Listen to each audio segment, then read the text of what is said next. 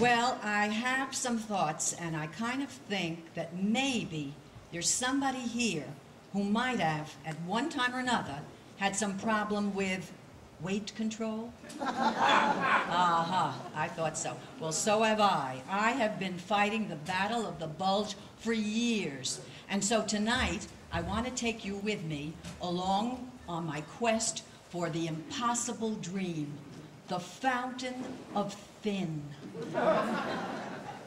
Now, there might be a few of you who are naturally thin. If you are, just wait in the car, both of you.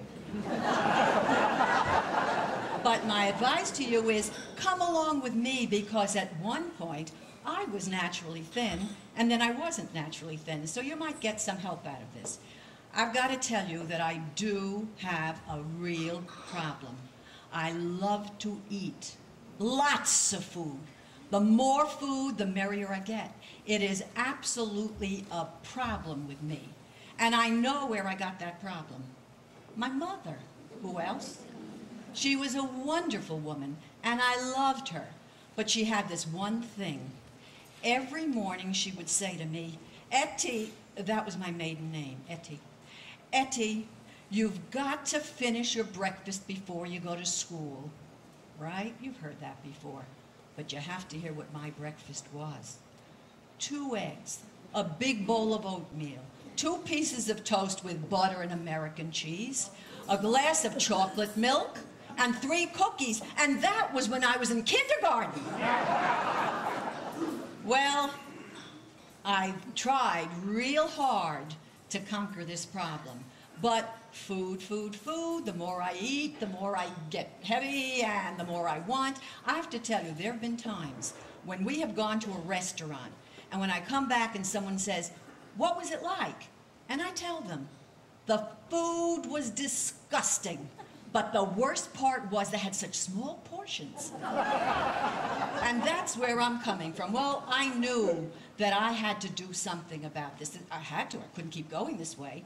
So I went on diets. Now, I have tried just about every diet that is known to man, even to woman, and I have done them all. So I'm just going to run them down with you very quickly. I did the carrot diet, okay? Eat all you can as long as they're carrots.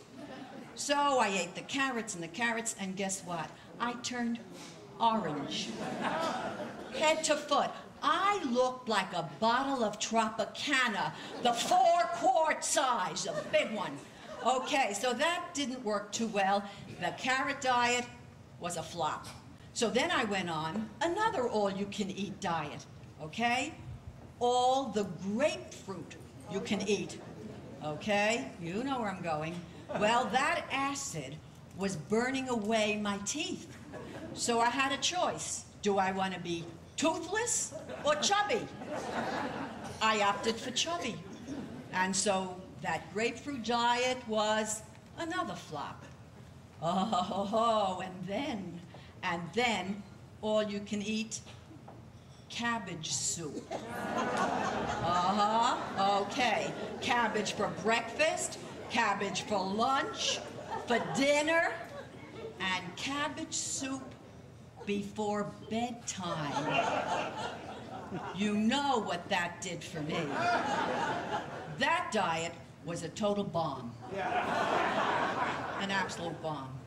Well, then I said to myself, okay, I'm going to try one of those doctor diets, because if I do a doctor diet, then it's almost like I'm under medical supervision, right? Okay, who else?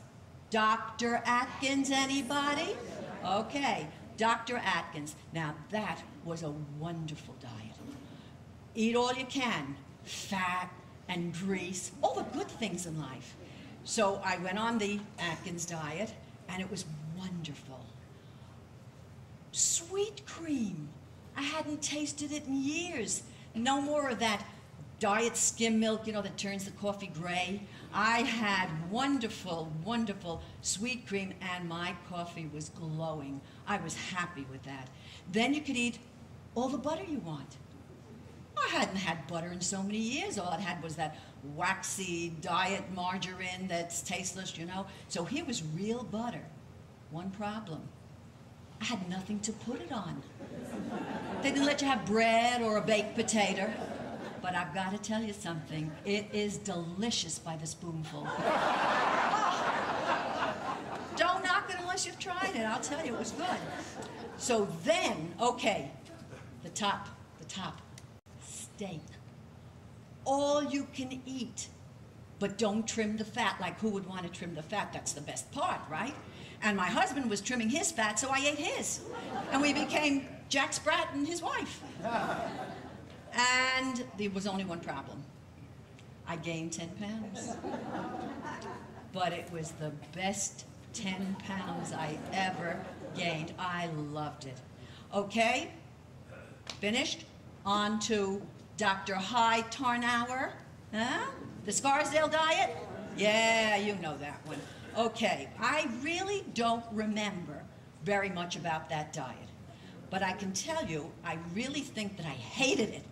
Because when Gene Harris killed him, I was glad. So it must have been a pretty bad diet. Okay, then, well, I was desperate. Absolutely desperate. Nothing was working. So I had my mouth wired shut. Shut. I could barely speak. My husband was happy about that. I could barely speak. I couldn't eat any frozen Milky Ways, you know? So all they did was they left a little hole through which they put a straw. And that's when I was able to sip their wonderful sodium-free, fat-free, chicken-free, taste-free consommé. It was disgusting. So I figured, okay, I'm going to figure this one out. I'll fool them. I took vanilla Haagen-Dazs, I melted it, and I sipped it through that straw, and it was wonderful. But I got tired of the vanilla. Didn't use my brains. I switched to chocolate, double chocolate chip.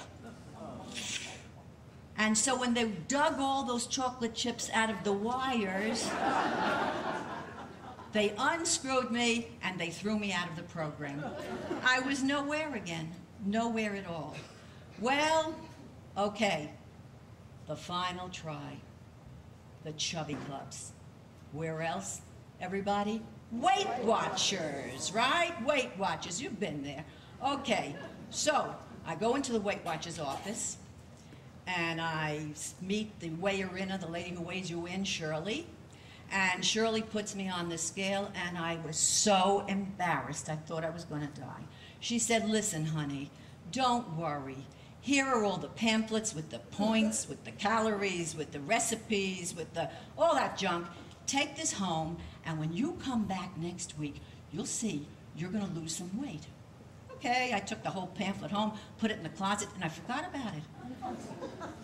Time to go back the next week. I hadn't lost an ounce. I was embarrassed for Shirley. So I decided, okay, I got a way to do this. I am going to wear lighter clothes. That's the way to lose weight, right? Well, no underwear. Finished with the underwear. Nothing. No underwear.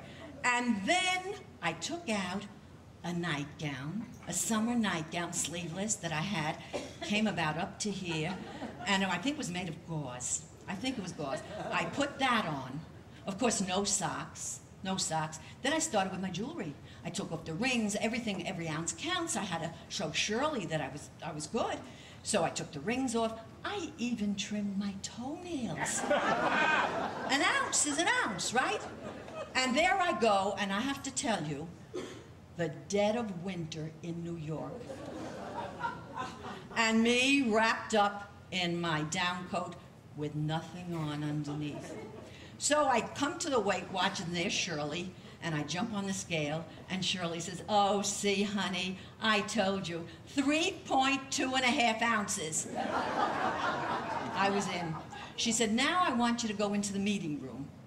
Well, if you've ever seen a meeting of Weight Watchers, I gotta tell you, It's a cross between Alcoholics Anonymous and kindergarten. And I walk in, and there is Rachel. She's the director, whatever, and she was a former foodaholic who had lost 75 pounds and showed us all the pictures. And she kept the job only because she didn't want to fall off the food wagon, you know? So there they are, and then the confession time. Oh, Rachel, I feel terrible. I took one marshmallow, and it turned out I finished the whole box. Oh, don't worry, darling. This is the first day of the rest of you. All that kind of philosophy. And I'm saying, what's going on here, right? And then, here I am, wrapped up in this down coat in this 80-degree room, and she says, Ethel Mark, will you please stand up? Oh, my God. So I stood up. And she says, Ethel is a new Weight Watchers member, and she lost 3.2 pounds, 3.2 and a half pounds this week. And let's hear it for Ethel Mark. And everybody starts applauding like lunatics, right? And she comes over to me, and she puts a gold star on my down coat. And I said, oh, my God, what is this? But you know what? I didn't have to worry about it because I got pneumonia. And I never went back. Finished with Weight Watchers. Well, I'll give you one more. Jenny Craig. Jenny Craig, good? Yeah, you like it? Okay, Jenny Craig, the food is good, really good, but they don't give you enough. I was hungry. I fooled them. I went to another Jenny Craig office, and I re-registered under an assumed name, and I got twice as much. Good thinking, right? Except it didn't work. And that was the end of Jenny Craig. And now, I'm going to tell you something. I got gallbladder trouble. I don't know why. Maybe it was the Atkins, maybe it was the ice cream. I don't know. I got gallbladder problems, and they told me I had to be operated on, and they took me in the hospital, and they operated, they opened up, they took out the gallbladder, they fixed it up, they closed me up. Terrific. The operation was a great success. But then all of a sudden, my heart stopped beating. I died. I was legally and medically dead for 3 whole minutes. And now I'm going to tell you something. But first, you have to promise that you're not going to let it go outside of these 4 walls. Because I told this at a party, and I heard a guy say, her elevator doesn't go past the 2nd floor. And I didn't think that was a compliment. So, promise? Let's say it. Oh, no. Promise. Okay, promise. In the 3 minutes that I died, I went over to the other side. Got it? Yeah? I saw it. I saw it. And I'm going to tell you, promise? Promise. I'm going to tell you exactly what I saw. Everybody was well-dressed, well-groomed, and slim. Slim, skinny, anorexic, slim. I was the only blip. And then there was that blinding white light. It was God. And God came down to me, and he said, Etty, oh, he knew my name. I was so excited. Etty, you have been a very good person. You're good to your children, you're to your husband, you're a wonderful, you pay your bills on time, you're a very good girl. However, I have one objection. You just have too much meat on those bones. That's what God told me. I mean, he was nice about it. He could have said you're fat, but he was good. He said, you have too much meat on your bones. Now, I'm sending you back this time. But sweetheart, you have to promise me you're going to lose 30 pounds. Easy for him to say, right? And I said, promise, God. Well, here I am. I'm back on earth. I haven't reached my goal, but God knows I'm still trying.